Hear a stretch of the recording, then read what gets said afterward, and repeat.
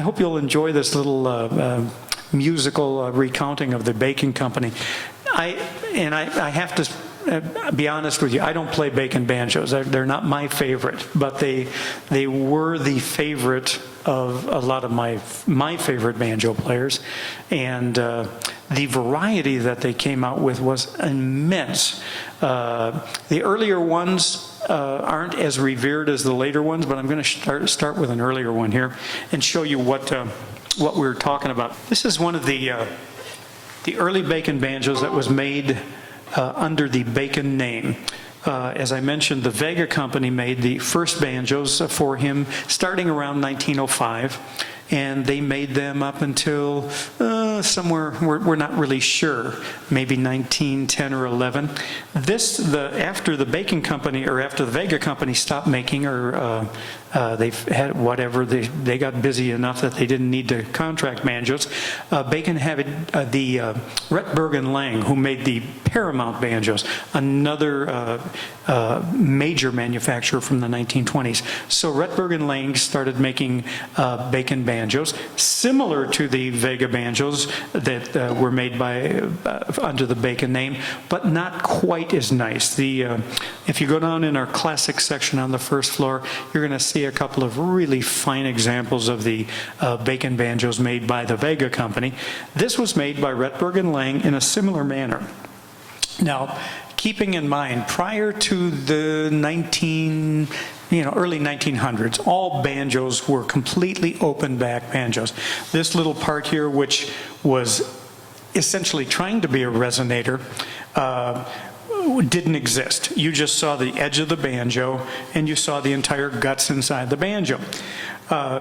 When dance bands in the 1920s, or late teens and 20s, started to incorporate brass and reed instruments, that's when banjo players needed as much volume as they could get. So a lot of the banjo companies experimented in making banjos louder. Resonators was a big thing. Putting a resonating back on a banjo was a big thing.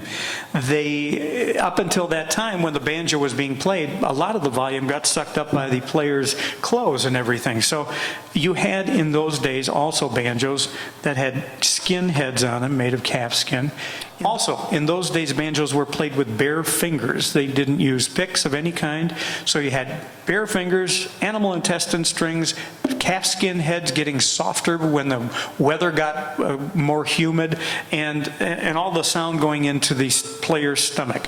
So when jazz bands started to incorporate brass and reed instruments, everything they could do to make a banjo louder is what they did. And most of that evolution took place in between 1900 and into the early 1920s. By the 1920s, most of the experimentation was done. This is one of those transitional experiments that, while it's an adequate instrument, didn't really fulfill its purpose. The idea of the resonating back was hopefully to take the sound that was being generated in the round body and bounce it back out towards the listener. Of course, by this time there were steel strings on the banjo, and by this time also, banjos were 4-string configuration. Prior to the time we're talking about, prior to the early 1900s, banjos were 5-string instruments. Peg sticking out of the side. Come on in, join us. They had a peg sticking out of the side which tuned that shorter droning string. But when the dance bands were getting louder and louder, banjos just plain couldn't be heard. So guys started using steel strings. They started getting little pieces of tortoise shell. This is a piece of plastic, but in those days they would take a piece of tortoise shell and create a pick or a plectrum. Plectrum is the proper term for it. So they could strum the banjo a little harder. This particular experiment with a resonator just plain didn't work. It captured a lot of sound, but it did nothing to send the sound back out to the listener. It just kind of had it rumbling around inside the banjo body. So these banjos, while they have the Bacon name on them, and Bacon is a revered name, they're not particularly desirable among either players or collectors. But that said, they're not bad. And I guess I should play for you a little bit. You'll be able to hear some of the difference in these instruments as we go along. This is very soft, still very soft in volume. The prevailing music at the time was dance music. This banjo was meant to be playing like the Charleston AM. Yeah. Strumming those, all four strings to be a rhythm instrument in dance bands. It's called a tenor banjo, and every banjo I play today is going to be a tenor banjo, so you're aware of that. Tenor banjos are not really used for bluegrass or folk or anything like that. They were a product of the 1920s, and they were all meant to play, like I say, that danceable music. However, the tenor banjo is tuned in fifths, intervals of fifths. If you're a musician or you've ever been forced to take violin lessons, you also know that your violin was tuned in fifths, or your viola was tuned in fifths, or your cello was tuned in fifths. And a lot of the proper parlor music that took place during the late 1800s incorporated orchestral instruments. When jazz and when ragtime turned into jazz and became very popular, people who played those orchestral instruments in their parlors, proper ladies and gentlemen playing classical music or European-inspired dance music and light classics, they all of a sudden had to become pop musicians of the day by playing jazz. The tenor banjo allowed people who had that musical facility to do that very easily. However, those guys played a lot of individual notes rather than strumming chords. So in addition to learning to play the rhythm parts in dance bands, a lot of the orchestral instrumentalists who became banjo players learned to play single notes and play melodies on the banjo. So one of the most popular styles of music in those days was a kind of an offshoot of ragtime called novelty ragtime. And most of this was written by piano players, but there were some banjo players who wrote a number of novelty ragtime songs. One of those guys was Harry Reeser, and I thought just to give you a kind of a sample of the music that might have been played on this type of banjo, I'd play one of Harry Reeser's early compositions. This is Fair and Warmer. Go like this.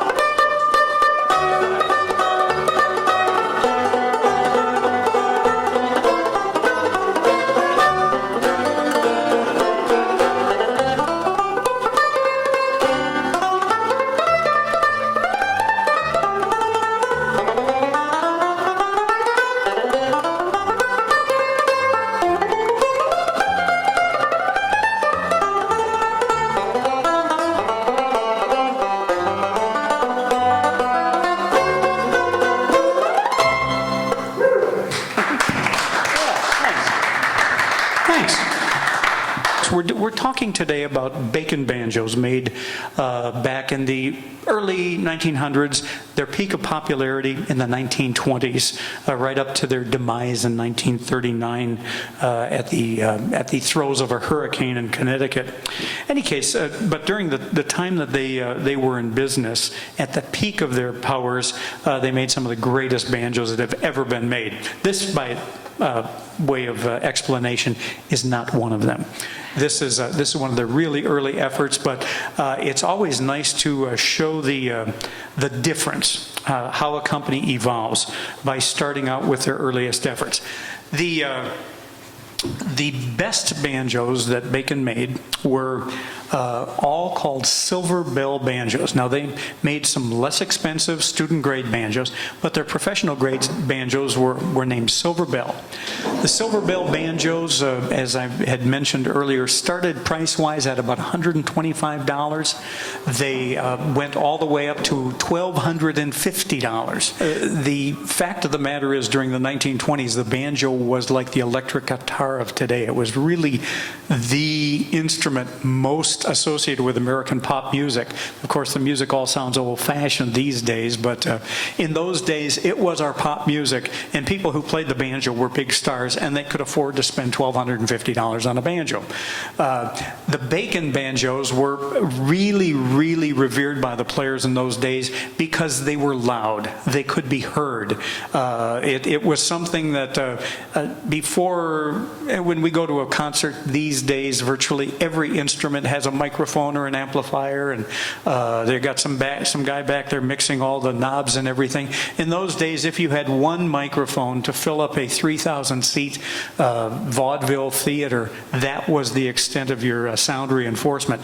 So all the instrumentalists were looking for instruments that were louder and could be heard. The other big thing with the Bacon banjos was the decorative element. By the early 1920s, the banjo as a musical instrument had kind of been perfected, and Bacon had made the banjos as good as they were going to make them sound. But the competition for the visual dynamic came to be the biggest thing in banjo marketing.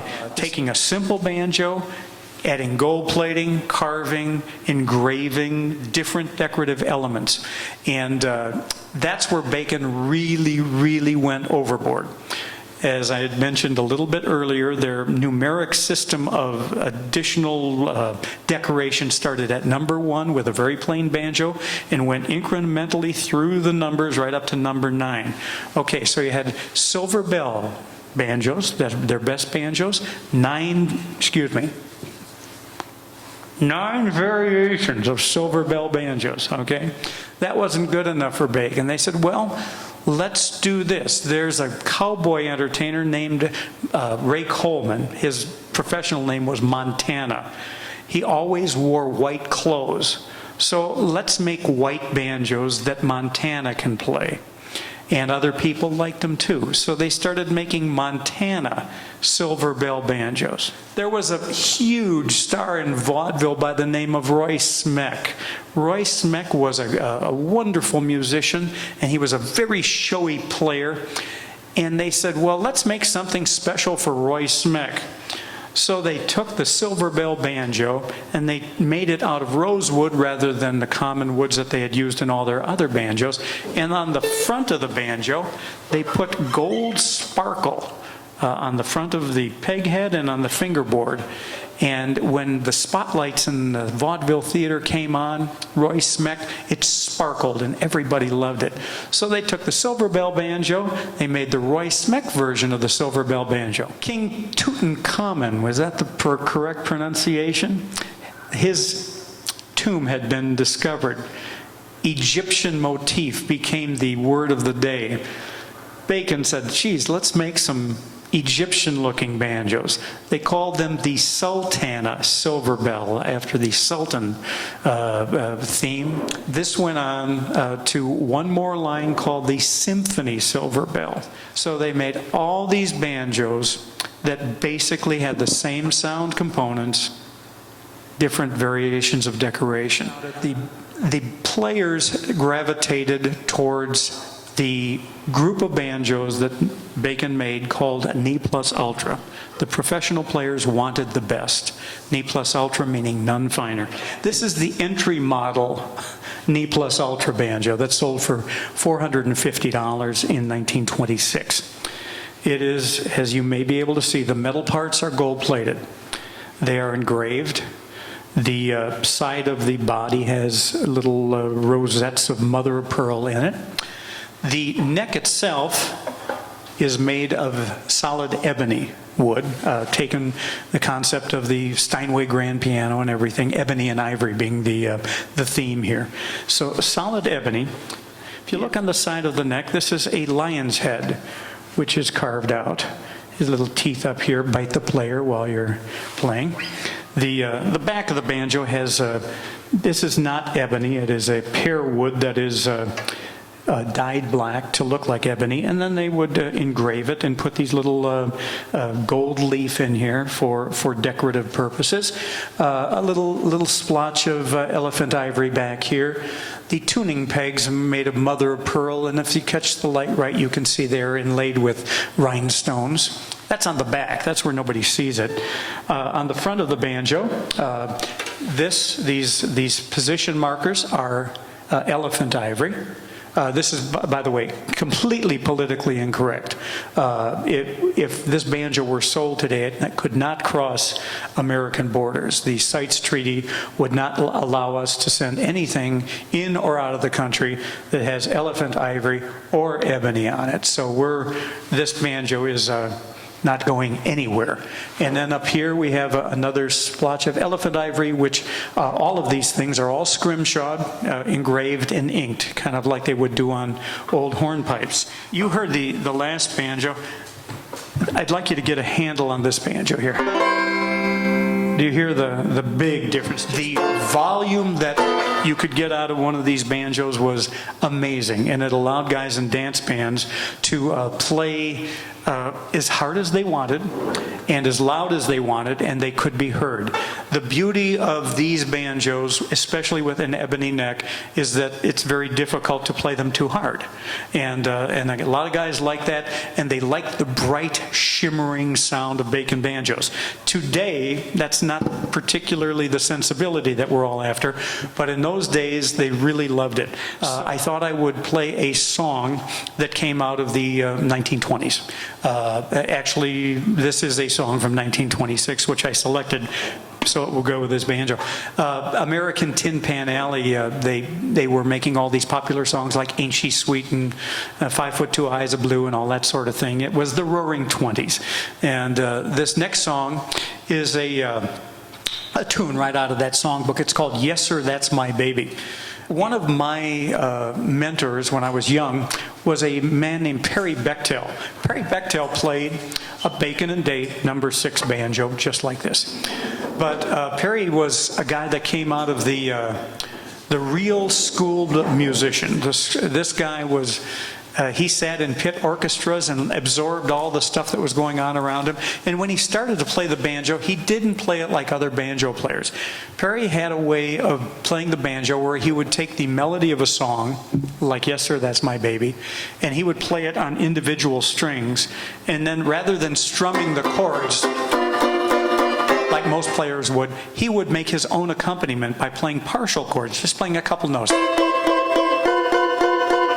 And he'd put them together. He'd play them simultaneously. So he'd play the melody on the lower strings, his own accompaniment on the upper strings, and it became a style of banjo that guys like us today love to try and emulate and share with people who have never heard of Perry Bechtel. So we're going to do this, a song from 1926 in the style of Perry Bechtel, who was in his prime in 1926. Yes, Sir, That's My Baby. It goes like this.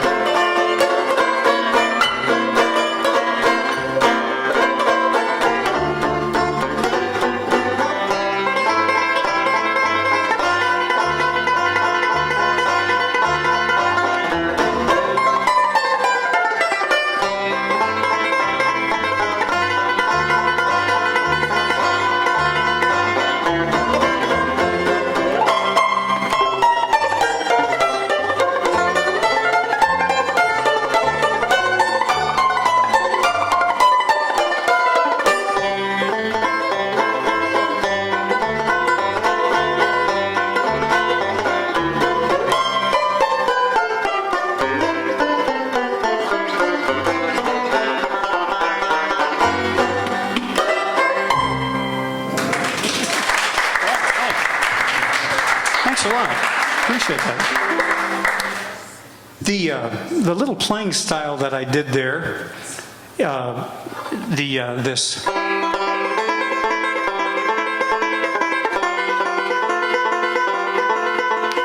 That was a style of playing that was normally done by Frederick Bacon of Bacon and Day on the 5-string banjo. He would play with 3 fingers, that little rolling thing. I'm just trying to imagine the day Perry Bechtel sat in Fred Bacon's office in Groton, Connecticut and said, "How do you do that?" And having Fred Bacon show Perry Bechtel how to do it, Perry taking it and adapting that to a flat pick, and the beauty of it is I learned it from Perry Bechtel. So that's my story, yeah. Let me stop here first. Does anyone have any questions? I'd rather answer your questions right off the bat. Go ahead. I noticed that spoon under the banjo. What's that for? Away. Yeah, I know. That's the #1 question here at the museum. Do you know that? I got it right. Excuse me, it's the second. Where are the restrooms is the #1 question. But the little spoon coming out of here is something that is exclusive to the Bacon banjos, and I knew somebody would ask sooner or later about that. It is a muting device, and I don't know if I can do this on this stool here. Let me see if I can engage it. You push this towards your knee, or towards the banjo body with your knee. And then you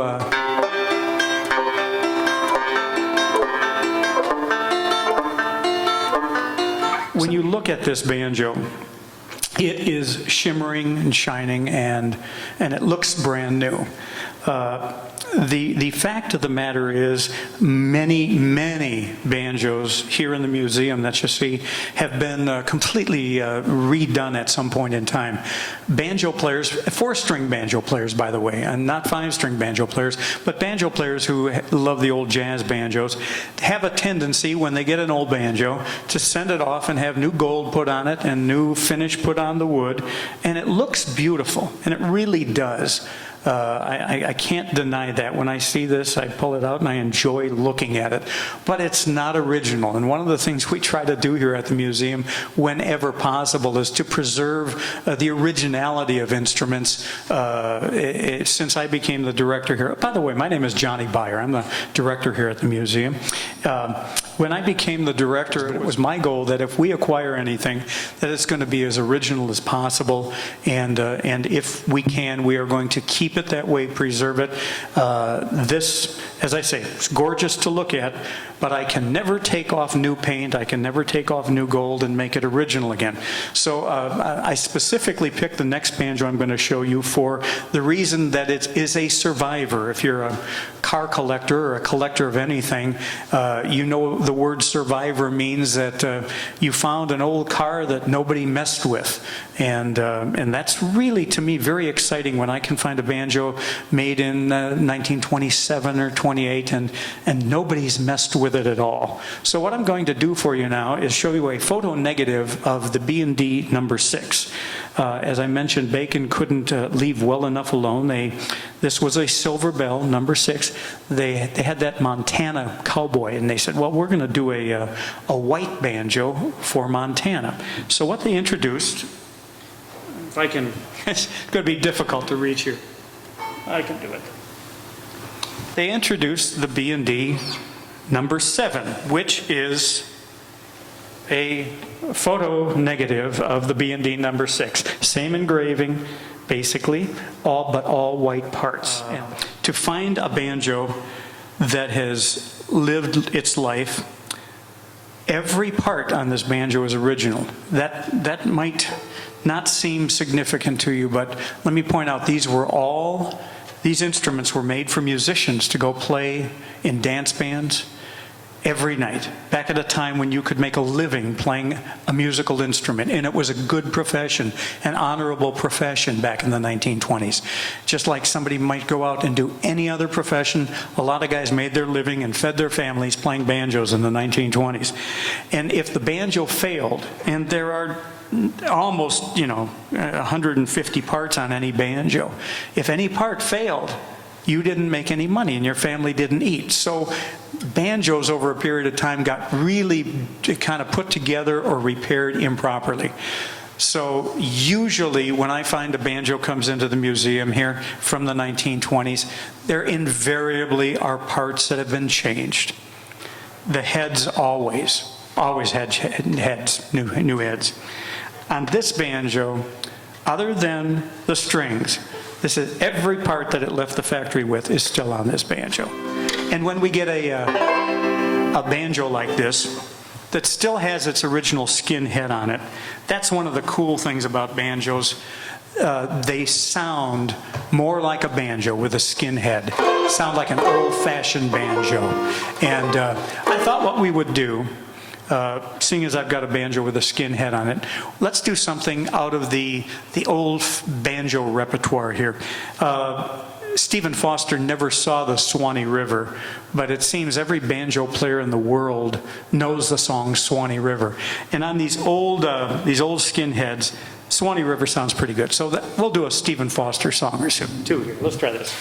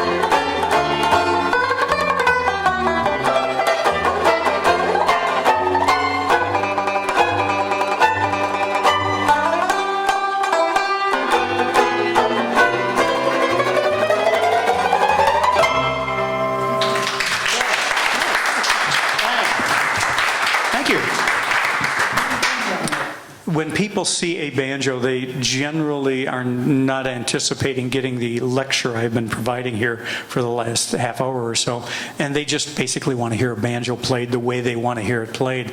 And I am aware that most people, when they walk in and see a banjo, they don't expect me to be playing with a flat pick like you'd strum a guitar with. Most banjo players today play with finger picks. They put a pick on this finger and on this finger and then on their thumb.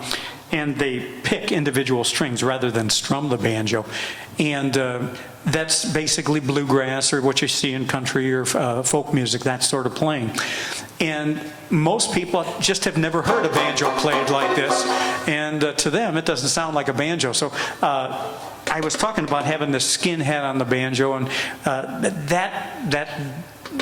any particular banjo, the way it's set up, in this case with a skin head and a very, very nice, easy action, that kind of inspires the player to play certain styles of music on it. And while I was playing the last song, I thought we might do a little kind of a hoedown kind of tune that requires a banjo set up just like this to get the most out of. So what I do is I take the flat pick that I'm playing with and I bounce it around a little bit and pick out individual strings.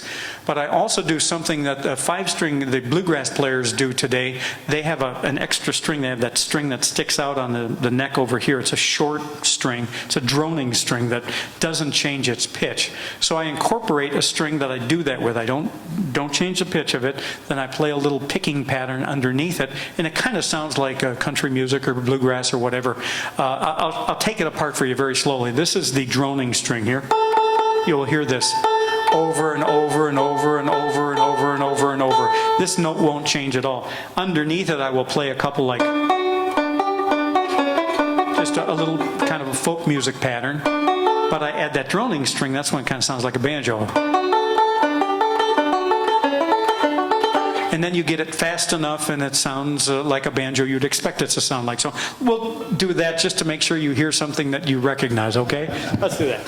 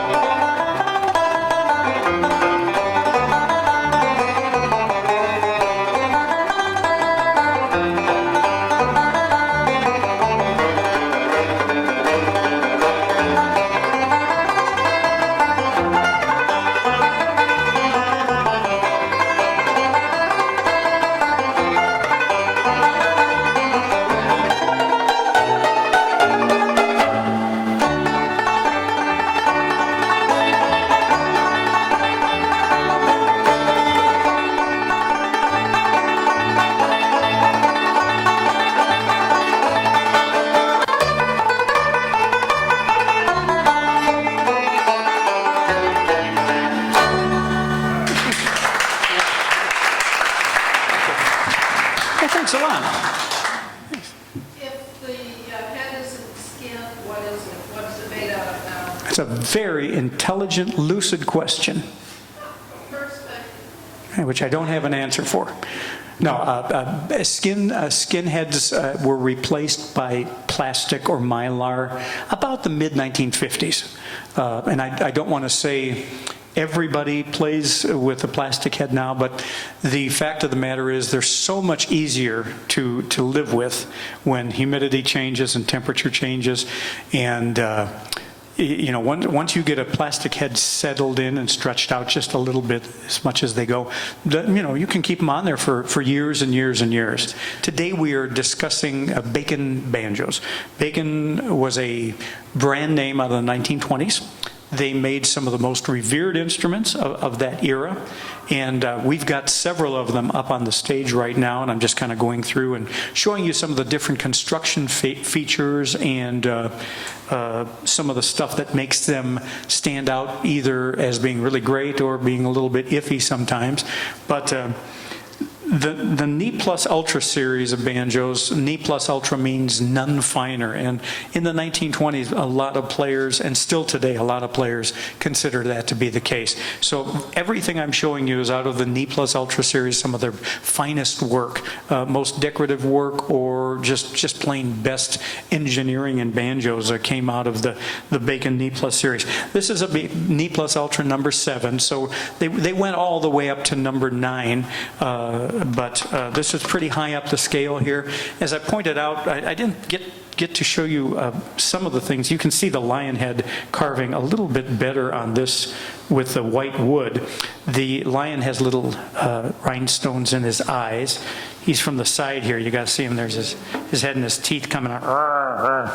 And the neck itself is made of, on the number 6, it was ebony wood. This is made out of white holly wood. White holly is kind of a very dense, grainless wood, and it's really pretty. One thing that happens with white holly wood, and if you look in our collection of banjos, on virtually every banjo that has white holly neck from Bacon you're going to see that the finish is all worn off, and that somebody who played it, the oil from their fingers got into it, and it's all brown and really looks yucky.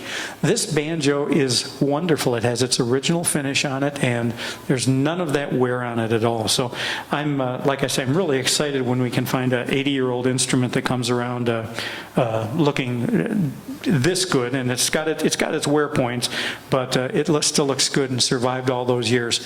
So this is a monster.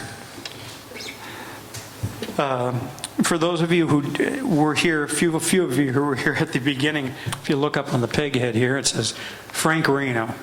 And I have a picture of the Frank Reno back in the Bacon and Day catalog holding this banjo. This is a one-of-a-kind instrument. It's a Ni Plus Ultra number 3. Number 3 meaning it was gold-plated, doesn't have engraving on it, but it has an ebony neck. That's the big thing here. It has these wonderful little position markers on it. But the huge thing about this banjo, and that's not meant to be a pun, by the way, is the size of the body. This body is 12 inches. Most of the banjos are 11 inches. So this is a full inch bigger around the scope of the head.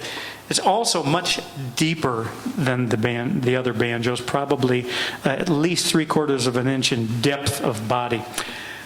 All those things put together give this banjo a really big sound. Do you hear how much? Does that make a difference to you? Can you hear the difference between this and the other one? If you can't, that's okay. Trust me, it's there. I pick it up and I hear it. It's, as I mentioned, how certain banjos make you want to play certain kinds of music. This banjo, when I pick it up, it makes me want to play some of the old minstrel tunes, because the big head also gives it a little deeper sound, more bass response than than any of the smaller banjos. So I'm going to play for you a minstrel tune here. This is one of the first songs I ever heard played on the banjo. It's called "Oh by Jingle." Let's give it a shot.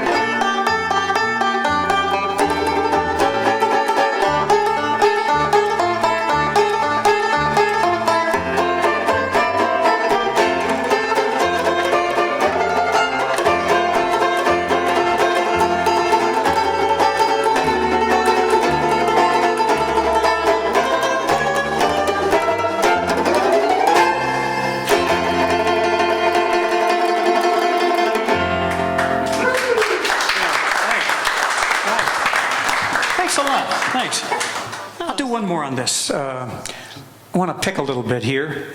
This is, we talked about some of the ragtime, the evolution of early ragtime in the late 1800s that kind of became jazz in the early 20th century. One of the kind of stopping points in the middle was this music that was called novelty ragtime. Novelty ragtime was generally written by piano players who were bored with ragtime. They wanted to write songs that were faster and allowed people to see how many notes they could sneak into a particular song, basically so they could show off is what it amounted to. Banjo players were not immune to this phenomenon, and there's a whole bunch of tunes out of the novelty ragtime style that ended up becoming banjo solos. So we're going to do one of them here. This is a thing. It couldn't be any more banjo-ish if you tried to make it. This is called Banjo-rama, and it's got more notes than I care to play for this many people. But this banjo, it really sounds, really pops on this banjo. So I hope you'll enjoy Banjo-rama. Go like this.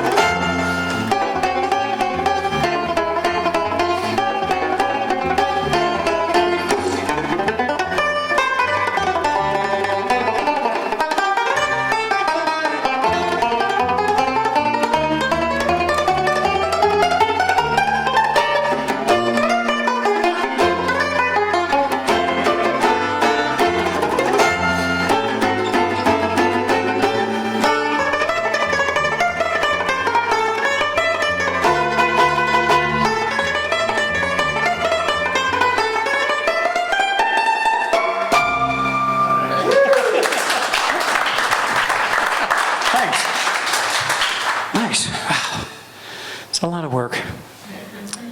We mentioned about the numeric value of these banjos, or the numeric status of the banjos going up in the Bacon line, going from number 1 being the plainest to number 9 being the most ornate. They made about 15 B&D number 9 Silver Bell Knee Plus Ultra number 9 banjos. Well, this is one of them.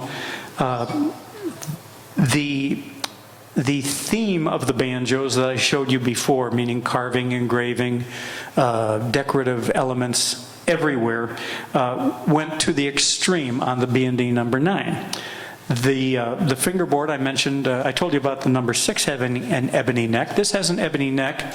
It had elephant ivory on the fingerboard. This has full elephant ivory on the fingerboard. It is a complete scrimshaw thing that is worn away, but if you look down at the base of the fingerboard where it wasn't played quite as much, you can still see the scrimshaw work. It was ultimately a whole vine pattern going up the fingerboard. The engraving on the number 9 banjo is gun engraving. This is hand-done gun engraving on these metal parts here. Everywhere you look, there are rhinestones. Wherever you could put a rhinestone, they put them inlaid into the metal, inlaid into the sides. They're inlaid into the back of the peg head here, inlaid into the side of the tuner buttons. all the way around the front of the banjo here, into the peg head. There are rhinestones everywhere. The idea was it was aimed at a theater audience. It was meant to get the visual dynamic out to the last balcony of the vaudeville theaters that these guys played in. If you played this banjo, you were either rich or a big star. In this case, the banjo was made for a big banjo star, no one you've ever heard of, a man named Charles Rothermel from Chicago. But in Chicago, Charlie Rothermel was considered the dean of the banjo players. He was also a big supporter of the Bacon and Day Banjo Company. And when they made their first B&D number 9, which this one is, it went to Charlie Rothermel. One thing I point out, we talked about the elephant head or the lion's head.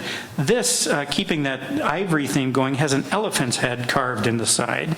And if you look, here's the tusks in his ears, or his trunk and ears, and then the little tusks stick out on the side. Most banjo players who collect these old banjos have never seen a number 9 Bacon, and we have 4 of them here in the museum, and they're all, each one's a little bit different, but this one is as close to the catalog description of the catalog picture as you will find.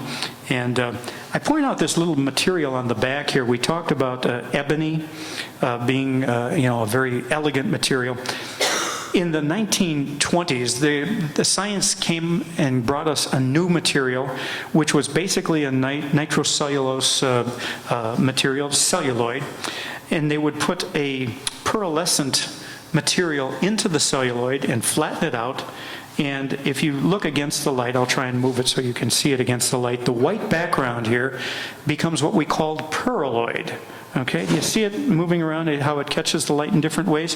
In 1927 and 28, when that was first came out, it was a new and exotic material. It was truly a sensation, and it was very workable in musical instruments. So rather than using an exotic wood like ebony or rosewood or something on the back of their most expensive banjo, Bacon and Day chose the new exotic material known as pearloid. And I only went through that whole spiel to let you know that by 1935, this was used on toilet seats and light fixtures, and to be very frank, it became a very, very kitschy piece of way to decorate things to make them look more expensive. In the 20s, it really was a sincerely new and exotic material, but by 1935, we had coined it Mother of Toilet Seat. And that is still the way we look at it. So even though this is the most valuable banjo that Bacon ever made, a lot of people who collect banjos kind of don't favor it as much because of the celluloid back. But the fact of the matter is, this is one of 15 that exist, and it's a great example of a B&D number 9. And it's also fun because it came from Charlie Rothermel. Charlie was as I say, a big banjo person in the Chicago area, and he wrote some tunes, and he wrote some of these novelty kind of songs with a lot of notes in them.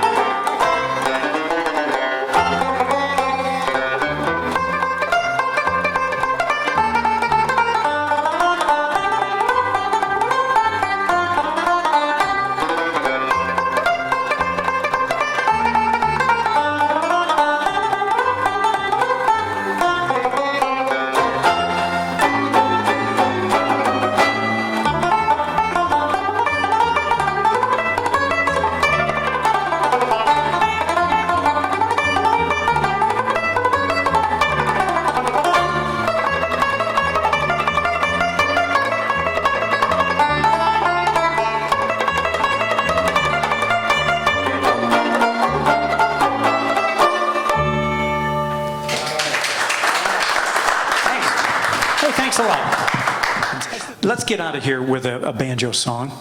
The year was 1913. I'm going to do a jazz song for you. The word jazz means a lot of different things to a lot of people, but the first time the word jazz was tied to a commercial song was the year 1913 when a guy named Nick LaRocca and his original Dixieland Jazz Band recorded this next song. This has become kind of a standard among New Orleans bands and banjo players, and I guess that's it. But among us, it's kind of a fun thing, and it's always a kind of a fun way to get out of a show with a bang. This is the Tiger Rag